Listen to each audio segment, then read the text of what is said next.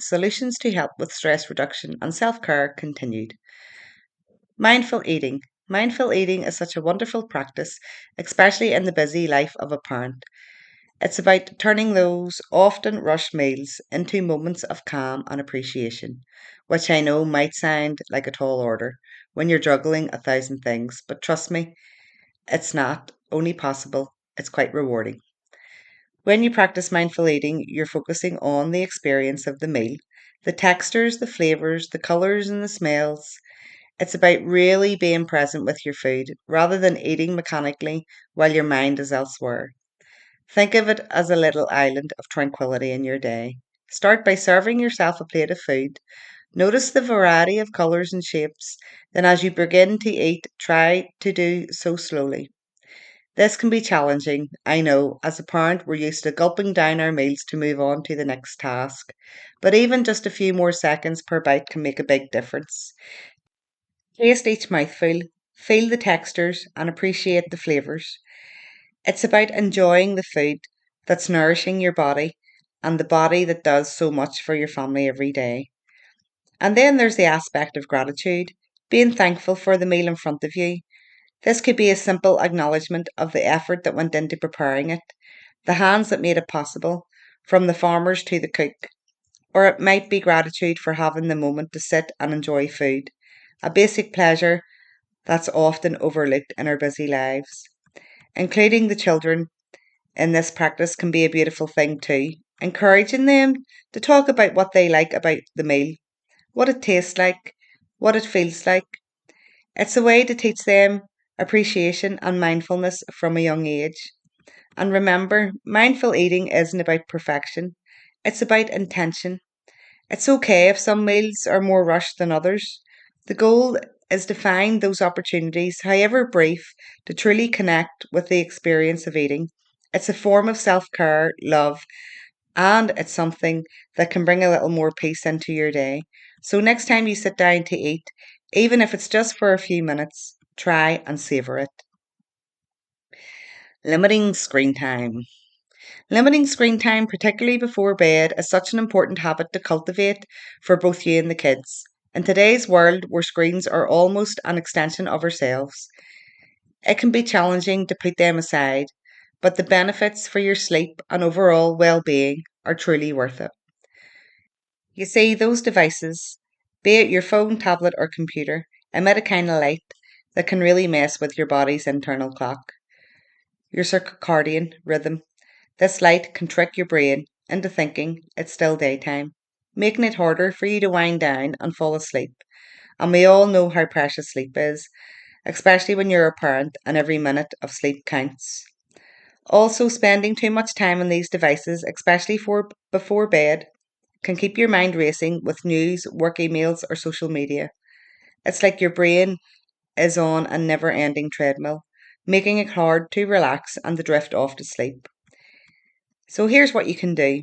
Try to set a screen curfew for yourself and the family, maybe an hour before bedtime. Put your phone on and do not disturb mode. And don't worry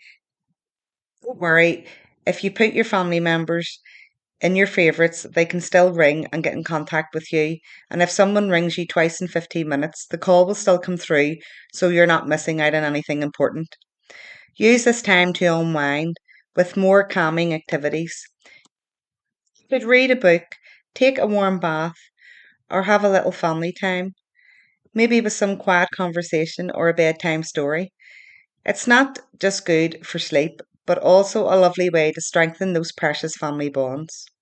For the children, especially, establishing this routine helps them understand the importance of disconnecting and makes bedtime a more peaceful process. Plus, it sets a healthy example. Kids learn a lot from what they see us doing. When they see you putting your phone away and picking up a book or engaging in a calm activity, they learn to value this quiet time too. And remember, like everything in parenting, it's about finding a balance. It's not about completely banning screens. That's not practical in our world. It's about being mindful of how and when you use them. By reducing screen time before bed, you're giving your mind and body the signal that it's time to rest. They are a big distraction when communicating with their friends and family. I will chat about this in the communication section. Gratitude practices. I've talked about gratitude before. Incorporating a gratitude practice into your daily routine can be such a heartwarming and uplifting exercise, especially in the midst of the often hectic life of parenting.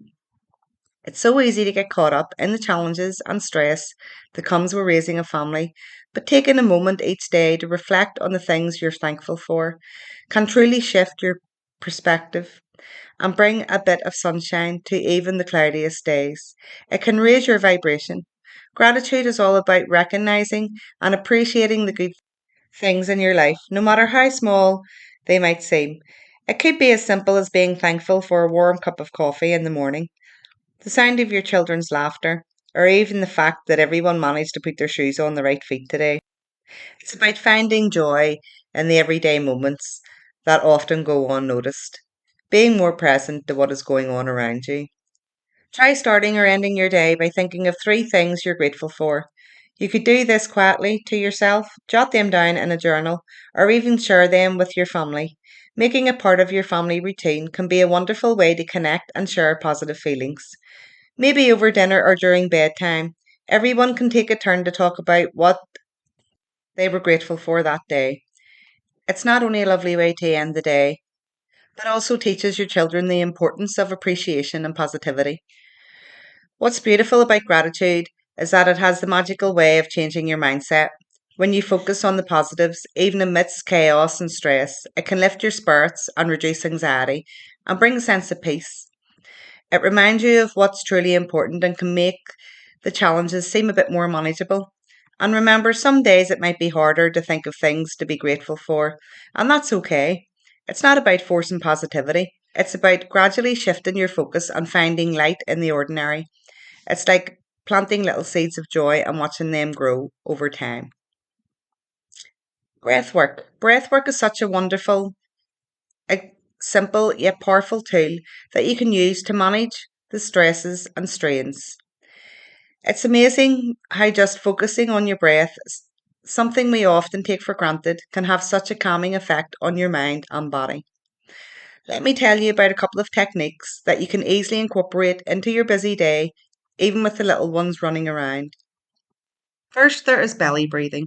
This is as simple as it sounds. You just take a deep breath in, allowing your belly to fully expand, and then slowly exhale. This type of breathing helps activate your body's relaxation response, countering the stress and hustle of daily life. You can do this while you're sitting with your kids, in a few quiet moments you get in your day, or even while doing the house chores. Just a few deep breaths can make a big difference in how you feel. Then there's the 478 technique, which is particularly good if you find yourself feeling very stressed or even struggling to fall asleep at night. Here's how you do it: breathe in quietly through your nose for 4 seconds, hold that breath for 7 seconds, and exhale completely through your mouth, making a whoosh sound for 8 seconds. So breathe in, 2, 3, 4, hold, 2, 3, 4, 5, 6, 7. Exhale completely through your mouth, making a whoosh sound, 4, 5, 6, 7, 8. Repeat this cycle 3 or 4 times. It's a bit like a natural tranquilizer for your nervous system, slowing everything down and helping you to feel more at peace. The beauty of breath work is that it requires no special equipment or preparation, and it's something you can do no matter where you are: in the middle of a chaotic kitchen, in the car before you pick the kids up, or in bed at the end of a long day. And teaching these techniques to your children can be incredibly beneficial for them too.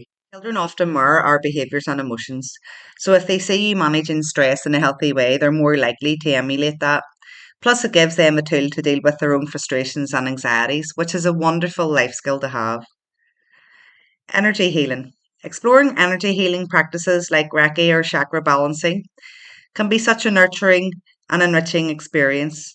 These practices focus on the idea that we have energy fields in and around our bodies, and maintaining a balance in these energies can contribute to our overall well being. Reiki, for instance, is a gentle yet powerful form of energy healing. It involves the practitioner using their hands to channel energy into your body, often without even needing to touch you. It's said to help and reduce stress and promote relaxation, something we all could use more often, especially as parents. Some people describe feeling a warm, soothing sensation during Reiki sessions, and it often leaves them feeling calmer and more centered. This can also be done from a distance and does not need to be performed in person. I am a qualified Reiki master, and if you would like an appointment, just get in touch with me. Then there's chakra balancing, which is based on the concept that we have seven main energy centers or chakras in our body. Each chakra corresponds to different aspects of our physical and emotional life. When these chakras are in balance, we tend to feel more grounded, at peace, and emotionally stable. Practices for chakra balancing can include meditation, specific yoga poses, or working with a healer who specializes in energy work. I'm also an energy healer with crystals and a shamanic light worker.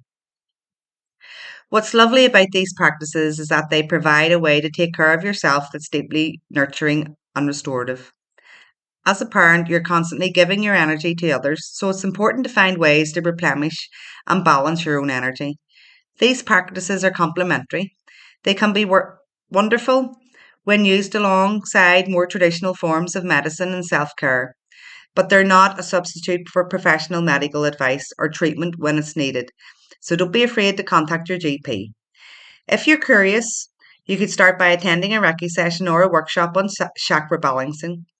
Sometimes just stepping out and trying something new like this can be a refreshing change of pace. And don't worry about having to dedicate a lot of time to it. Even small moments of energy healing can be beneficial. Incorporating these kinds of practices into your life can be a way of showing love and care to yourself, which in turn helps you be the best parent you can be. It is important to remember to take care of your own well being, and it's not selfish, it's necessary. Reading books. Diving into a good book can be such a beautiful escape and source of nourishment. Whether it's a book on personal growth, spirituality, or a captivating piece of fiction, each page offers a little retreat from the daily hustle, a space where you can relax and expand your horizons. Books on personal growth or spirituality can be like quiet, wise friends offering guidance and new perspectives. They can help you navigate life changes, providing tools and insights that are especially valuable in your parenting journey. Sometimes just reading about different approaches to life's obstacles or understanding deeper aspects of yourself can bring a sense of peace and empowerment. And then there's the magical world of fiction. Fiction isn't just about escapism, it's a gateway to different worlds, cultures, and experiences. It allows you to live countless lives, understand diverse viewpoints, and experience adventures and emotions that never be far from your everyday life. This can be incredibly refreshing and eye opening, offering you a well deserved break from the day to day daily routine.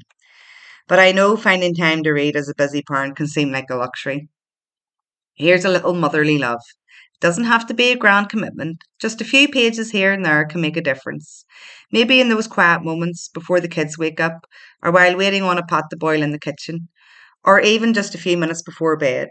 You could also explore audiobooks, which can be a great companion during driving or while doing household chores. And also remember, there's also podcasts which have a wide wealth of knowledge. Remember, by taking time for yourself to read, you're not just giving yourself a break, you're also setting a wonderful example for your children. They'll see you valuing and enjoying reading, and it's likely to encourage them to develop their own love for books.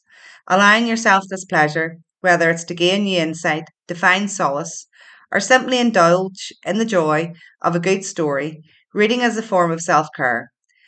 It's a way to look after your mind and your spirit, which is just as important as taking care of your physical self. Creating that playlist. All right, let's dive in to the super fun and absolutely fabulous world of creating a playlist for every mood and moment. Think of it as your personal music diary, a tool to lift your spirits, soothe your soul, and add a spring to your step. The magic of playlists, a symphony for your emotions. Bust anxiety with beat therapy. Imagine having a funky DJ in your pocket, ready to spin the perfect tracks to shoo away those pesky anxiety gremlins. A playlist with upbeat, lively tunes can be a musical trampoline, bouncing off stress and leaving you feeling light and carefree. Vibe high and vibrato high. Crafting a playlist with positive, uplifting songs is like having a personal cheerleader for your soul. It's a vibe booster, turning your inner energy dial into awesome and making you feel like you're walking on sunshine, even if it's just around your living room. Quiet time mode, quiet mind. When the world gets loud and a playlist filled with soft, soothing melodies can be your escape pod. Think gentle acoustic tunes, peaceful instrumentals, or even nature sounds.